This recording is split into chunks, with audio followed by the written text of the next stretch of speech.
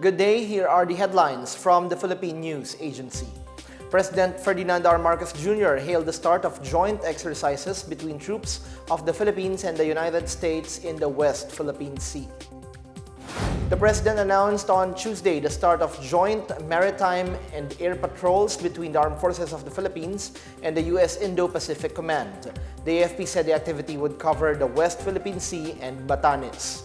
The joint drills will continue until November 23rd.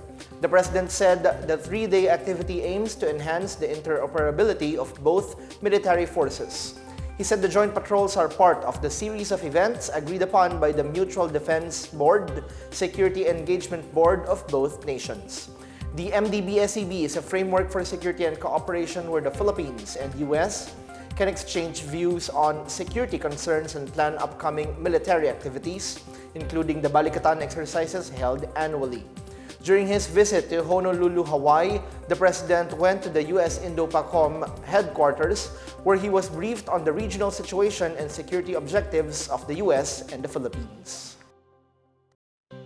Prices of over 150 Noche Buena items have increased as compared to last year, according to the Department of Trade and Industry, or DTI.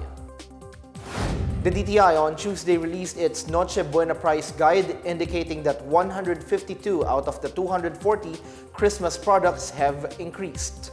This was based on the suggestions made by manufacturers to retailers that will take effect until December 31 this year.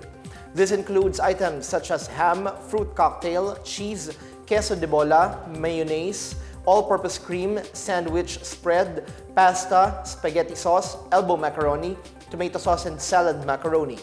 More than half of the holiday hams also saw an increase ranging from 6 pesos to as high as 12 pesos. Trade Assistant Secretary Amanda Nograles said local manufacturers cited the rising cost of expenses such as labor, packaging materials, electricity, and distribution. The DTI advised consumers to compare prices, weigh all of their options, and always verify product labels, price tags, and expiration dates in order to avoid purchasing counterfeit goods. Shifting gears now, the Philippine Consulate General in Milan said criminal cases will be filed against officials of a firm engaged in the alleged fraud and illegal recruitment of Filipinos in Italy. Cases of aggravated fraud will be brought against the officials of Alpha Assistenza SRL, also located in Milan, Italy, in 2 weeks.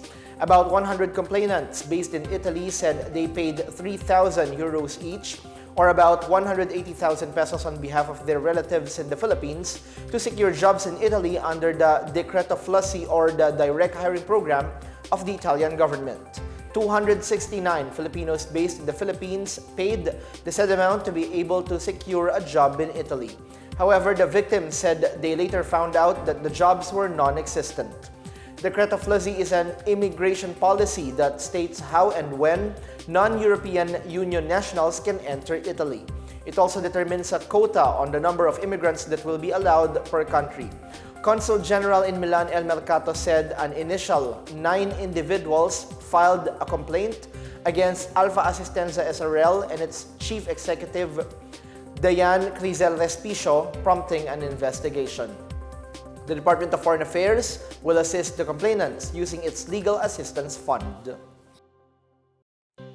Budget Secretary Amena Pangandaman has approved the release of funds worth 303.5 million pesos for the construction of 120 classrooms in 21 sites nationwide. In a statement, the Department of Budget and Management said the fund will be used to build more classrooms in the country. It said the Department of Public Works and Highways and the Department of Education made a joint request to release the funds under the Basic Education Facilities Batch 2 for the calendar year 2023. The DBM says the total authorized appropriation for special provisions in the fiscal year 2023 DepEd budget of 15.7 billion pesos is being implemented by the DPWH. This includes 15.6 billion pesos for the construction, replacement, and completion of kindergarten, elementary, and secondary school buildings and technical vocational laboratories, among others. Pangandaman said the release of the fund is in line with the directive of President Ferdinand R. Marcos Jr. to improve education facilities in the country. The government aims to create a conducive learning environment for all learners, including in remote and hard-to-reach areas. 2 persons have reportedly died, while Northern Samar is now under a state of calamity amid bad weather, according to the Office of Civil Defense. Meanwhile, the Shear line continues to cause floods and landslides due to heavy rainfall over the Visayas and other parts of the country. More on this from Marita Muahe. The provincial government has placed Northern Samar under a state of calamity after heavy rainfall brought by the Shear line that resulted in flooding. Members of the Sangguniang Panlalawigan on Tuesday passed and approved the recommendation of the Provincial Disaster Risk Reduction and Management Council. 18 towns were hit by floods, including Catarman, the capital of Northern Samar.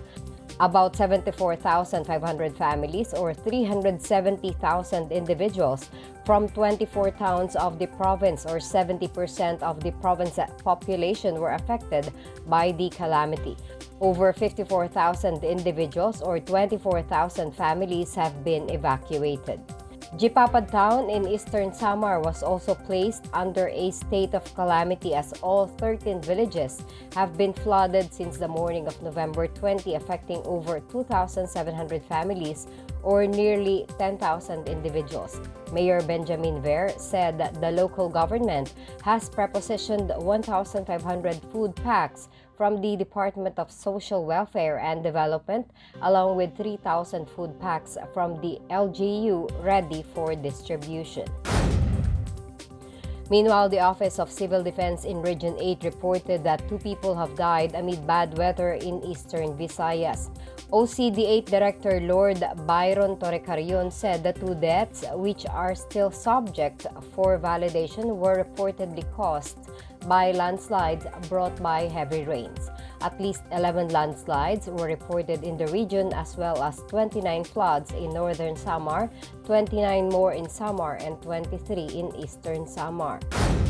Pag-asa says the shear line continues to prevail over the eastern sections of southern Luzon and Visayas, including those areas already inundated by heavy rains. Visayas Bicol region, Mimaropa, Quezon, and Zambo Peninsula will experience cloudy skies with scattered rain showers and thunderstorms. These areas can expect moderate to, at times, heavy rains resulting in flash floods or landslides. Metro Manila and the rest of Luzon will experience partly cloudy to cloudy skies with isolated light rains. The rest of Mindanao will have partly cloudy to cloudy skies with isolated rain showers or thunderstorms due to localized thunderstorms. The Weather Bureau warned that flash floods or landslides are possible during severe thunderstorms that may occur in the area. For the Pna Headlines, I am Marita Muahe. And that's the latest and the biggest stories on the Pna Headlines. For more news updates, please visit our webpage, pna.gov.ph, or our Facebook and X Philippine News Agency. The Pna Headlines is also streamed via the Servicio Facebook page. You may also watch the Pna Headlines through the Philippine News Agency's YouTube account via the News and Information Bureau website, nib.gov.ph, under PNA News, or on the Facebook page of the Presidential Communications Office, or PCO. It's 33 days before Christmas. I am Bench Bondok. This is PNA Headlines, bringing stories that unite the nation.